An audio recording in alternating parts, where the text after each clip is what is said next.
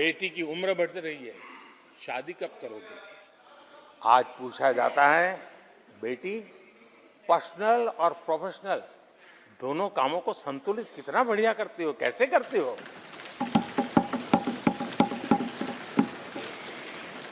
आदरणीय अध्यक्ष जी, एक समय था घर में कहा जाता था कि घर के मालिक घर पे है कि नहीं है, ऐसा पूछा जाता था। घर के मुखिया को बुलाइए, ऐसा कहते थे। आज किसी के घर जाते हैं तो घर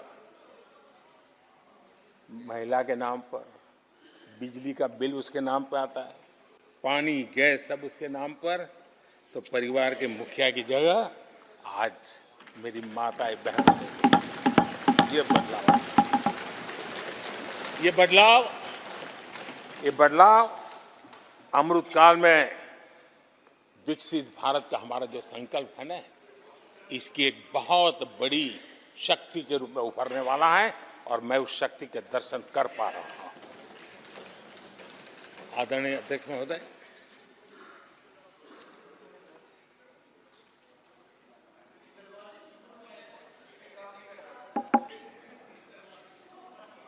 किसानों के लिए आंसू बहाने की आदत मैंने बहुत देखी है। किसानों के साथ कैसा कैसा विश्वासघात किया गया है, ये देश ने देखा है। कांग्रेस के समय कृषि के लिए कुल वार्षिक बजट होता था 25,000 करोड़ रुपया। आदरणीय अध्यक्ष जी, हमारी सरकार का बजट है 1.25 लाख करोड़ रुपया। आदरणीय अध्यक्ष जी, कांग्रेस ने अपने 10 साल के कार्यकाल में 7 लाख करोड़ रुपया का धान और गेहूं किसानों से खरीदा था। हमने 10 वर्ष में करीब 18 लाख करोड़ का धान गेहूं। कांग्रेस सरकार ने दलहन और तिलहन की खरीदी नाम मात्र कभी कहीं की हो तो की हो। हमने 1.25 लाख करोड़ रुपए से भी अधिक का दलहन और तिलहन खरीद किया है। हमारे कांग्रेस के साथियों ने पीएम किसान सम्मान निधि का मड़ा उड़ाया और जब मैंने मेरी पहली टर्म में ये योजना शुरू की थी तो मुझे याद है कि झूठा नैरेटिव की जो फैशन चल पड़ी है, गांव में जाके कहा जाता था कि देखिए ये मोदी के पैसे मत लेना, ये चुनाव एक बार जीत गया तो सारे पैसे ब्याज समेत तुमसे वापस मांगेगा, ऐसा झूठ फैलाया गया था। किसानों को इतना मूर्ख बनाने की कोशिश की गई थी। आदरणीय अध्यक्ष जी, पीएम किसान सम्मान निधि 2,80,000 करोड़ रुपए हमने भेजे।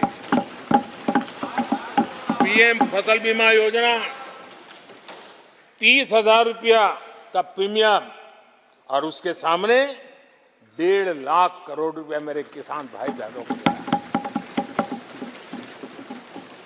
कांग्रेस ने अपने शासनकाल में कभी भी मछुआरे पशुपालक की तो नामो निशान नहीं था उनके काम में। पहली बार इस देश में मछुआरों के लिए अलग मंत्रालय बना, पशुपालन के लिए अलग मंत्रालय। पहली बार पशुपालक को, मछुआरों को किसान क्रेडिट कार्ड दिया गया ताकि कम ब्याज से उसको बैंक से पैसा मिल सके, वो अपना कारोबार बढ़ा सके। किसान और मछुआरों की चिंता सिर्फ जानवरों की नहीं होती है, जिंदगी का एक महत्वपूर्ण हिस्सा है। आर्थिक चक्र को चलाने में इन पशुओं की भी बहुत बड़ी भूमिका होती है।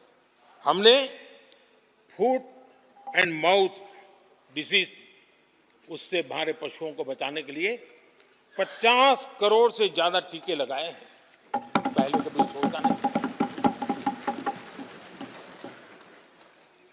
आदरणीय अध्यक्ष महोदय, आज भारत में युवाओं के लिए जितने नए अवसर बने हैं, ये पहले कभी नहीं बने। आज पूरी वोकेबलरी बदल गई है। शब्द पूरे जो पहले कभी सुनने को नहीं मिलते थे, वो बोलचाल के सहज दुनिया में शब्द आ चुके हैं। आज चारों तरफ स्टार्टअप्स की गूंज है, यूनिकॉर्न्स चर्चा में है। आज डिजिटल क्रिएटर्स एक बहुत बड़ा वर्ग हमारे सामने है। आज गीग इकोनॉमी की चर्चा हो रही है। ये युवाओं के जुबान पर ये नए भारत की नई वोकेबलरी है, ये नई आर्थिक साम्राज्य की नई परिवेश है, नई पहचान है। ये सेक्टर युवाओं के लिए रोजगार के लाखों नए अवसर बना रहे हैं।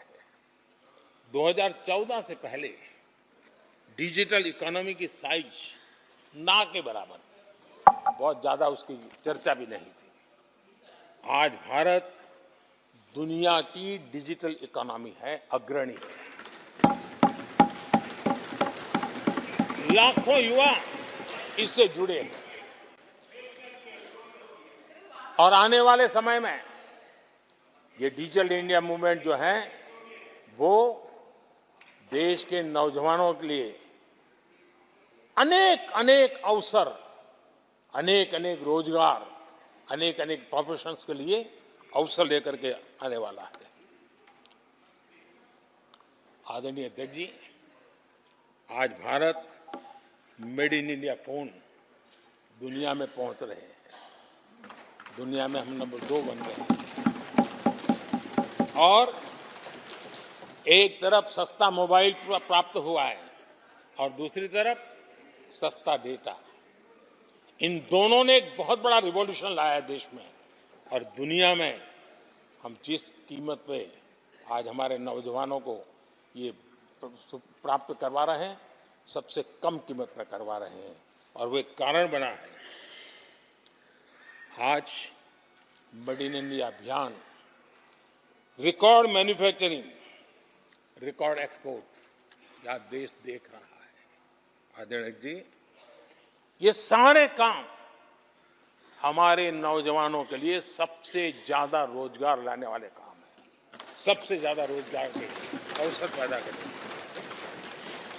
आदरणीय अध्यक्ष महोदय, 10 वर्ष में टूरिज्म सेक्टर में अभूतपूर्व उछाल आया है।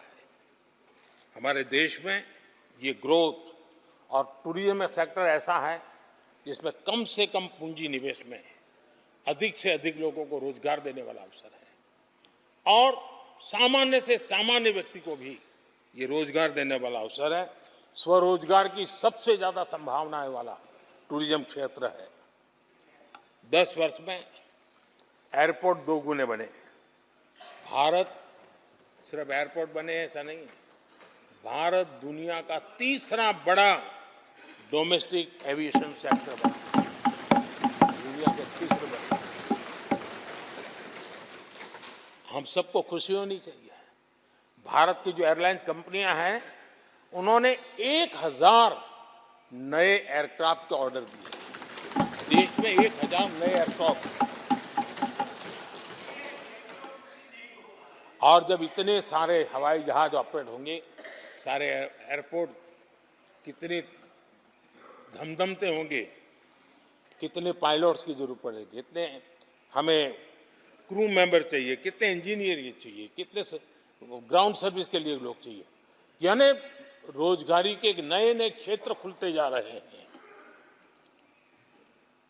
एविएशन सेक्टर भारत के लिए एक बहुत बड़ा नया अवसर बनकर के आया है। आदरणीय अध्यक्ष जी, हमारी कोशिश नहीं है कि इकोनॉमी को हम फॉर्मलाइज करने की दिशा में मजबूती से कदम उठाएं। युवाओं को नौकरी भी मिले, सोशल सिक्योरिटी भी मिले। इन दोनों को लेकर के और आपने जिन बातों के आधार पर हम निर्णय करते हैं और देश में भी माना जाता है, वो एक होता है डाटा ईपीएफओ का। ईपीएफओ में जो रजिस्ट्रेशन होता है, 10 साल में करीब 18 करोड़ नए सब्सक्राइबर आए और वो तो सीधा पैसों से जुड़ा खेल होता है, उसमें फर्जी नाम नहीं होते हैं। मुद्रा लोन पाने वालों में 8 करोड़ लोग ऐसे हैं जिन्होंने जीवन में पहली बार कारोबार अपना शुरू किया है, बिजनेस। और जब मुद्रा लोन लेता है तो खुद तो रोजगारी पाता है, 1 या 2 और लोगों को भी रोजगारी देता है, क्योंकि उसका काम ऐसा होता है। हमने लाखों स्ट्रीट वेंडर्स को सपोर्ट किया है। 10 करोड़ महिलाएं एसएचजी से जुड़ी, जैसा मैंने कहा, 1 लाख, और लखपति दीदी 1 करोड़, ये अपने आप में बहुत। और मैंने जैसा कहा, हम 3 करोड़ के टारगेट को। आदरणीय अध्यक्ष जी, कुछ आंकड़े हैं जो अर्थशास्त्री समझते हैं, नहीं सामान्य मानवी भी समझता है। 2014 से पहले के 10 वर्षों में इंफ्रास्ट्रक्चर के निर्माण में करीब करीब 12 लाख करोड़ का बजट था। 10 साल में 12 लाख करोड़। बीते 10 वर्षों में इंफ्रास्ट्रक्चर निर्माण के अंदर बजट 44 लाख करोड़, 44 लाख करोड़। रोजगार कैसे बढ़ते हैं इससे समझ आता है। आदरणीय अध्यक्ष जी, इस राशि से जितनी बड़ा मात्रा में काम हुआ है, उसके कारण इतने लोगों को रोजी रोटी मिली है, इसका आप अंदाज कर सकते हैं। हम भारत को मैन्युफैक्चरिंग का, रिसर्च का, इनोवेशन का हब बने, उस दिशा में देश की युवा शक्ति को प्रोत्साहित कर रहे हैं, व्यवस्थाएं विकसित कर रहे हैं, आर्थिक मदद के योजनाएं बना रहे हैं। आदरणीय अध्यक्ष जी, एनर्जी के क्षेत्र में हम हमेशा डिपेंडेंट रहे। एनर्जी के सेक्टर में हमें आत्मनिर्भर होने की दिशा में बहुत कुछ करने की आवश्यकता है, और हमारी कोशिश है ग्रीन एनर्जी की तरफ। हाइड्रोजन को लेकर के हम बहुत बड़ी मात्रा में आगे बढ़ रहे हैं, उसमें अभूतपूर्व निवेश। उसी प्रकार से दूसरा क्षेत्र है जिसमें भारत को लीड लेनी होगी, वो है सेमीकंडक्टर। पिछली सरकारों ने जितने प्रयास किए लेकिन सफलता नहीं मिली। अब हम जिस स्थिति में पहुंचे हैं, मैं विश्वास से कहता हूं कि हमारे 3 दशक खराब भले हो गए, लेकिन आने वाला समय हमारा है। हम सेमीकंडक्टर के क्षेत्र में अभूतपूर्व निवेश में देख रहा हूं, और भारत दुनिया को एक बहुत बड़ा कंट्रीब्यूशन करेगा। इन सारे कारणों से आदरणीय अध्यक्ष जी, क्वालिटी जॉब की संभावनाएं बहुत बढ़ने वाली हैं, और जिसके कारण समाज में जैसे जैसे हमने एक अलग स्किल मिनिस्ट्री बनाई, उसके पीछे हेतु ये है कि देश के नौजवानों को हुनर मिले और ऐसे अवसर मिले, और हम इंडस्ट्री 4.0 उसके लिए मैन पावर को तैयार करते हुए आगे बढ़ने की दिशा में काम कर रहे हैं। आदरणीय अध्यक्ष जी, यहाँ महंगाई को लेकर के काफ़ी कुछ बातें की गई है। मैं जरूर चाहूँगा कि देश के सामने कुछ सच्चाइयाँ आनी चाहिए। इतिहास गवाह है, जब भी कांग्रेस आती है महंगाई लाती है।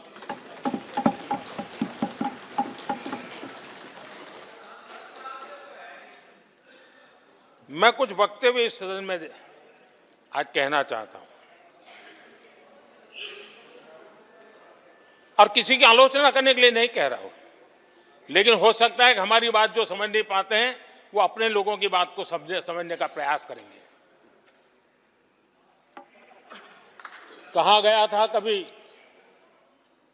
और किसने कहा था वो मैं बाद में कहूंगा, हर चीज की कीमत बढ़ जाने की वजह से मुसीबत फैली है, आम जनता उनमें फंसी है। ये स्टेटमेंट ऑफ फैक्ट किसका है? ये कहा था हमारे पंडित नेहरू जी ने, लाल किले से कहा था उस समय। हर चीज की कीमत बढ़ जाने की वजह से मुसीबत फैली है, आम जनता उनमें फंसी है। ये उस समय की बात है। उन्होंने माना था लाल किले से, चारों तरफ महंगाई बढ़ी है। अब इस वक्तव्य के 10 साल के बाद, नेहरू जी के इस वक्तव्य के 10 साल के बाद, एक और वक्तव्य का कोट आपके सामने रखता हूं। आप लोग, मैं कोट बता रहा हूं, आप लोग आजकल भी कुछ दिक्कतों में हैं, परेशानियों में हैं महंगाई की वजह से।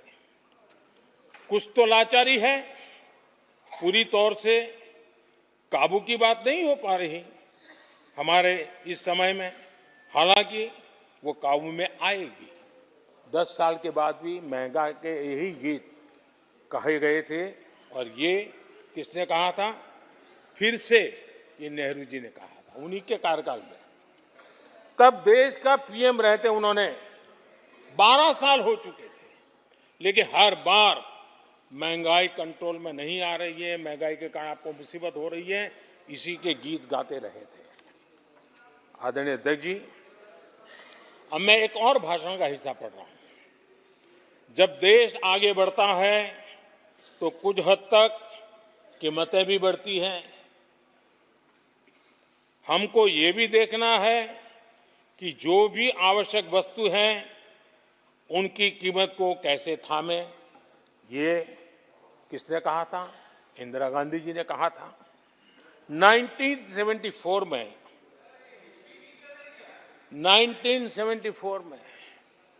जब देश में सारे उन्होंने दरवाजे ताले लगा दिए थे, लोगों को जेल में बंद कर दिया था, 30% महंगाई थी। 30%।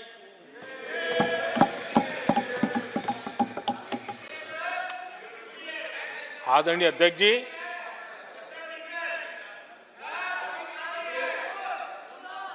अपने भाषण में यहां तक कहा गया था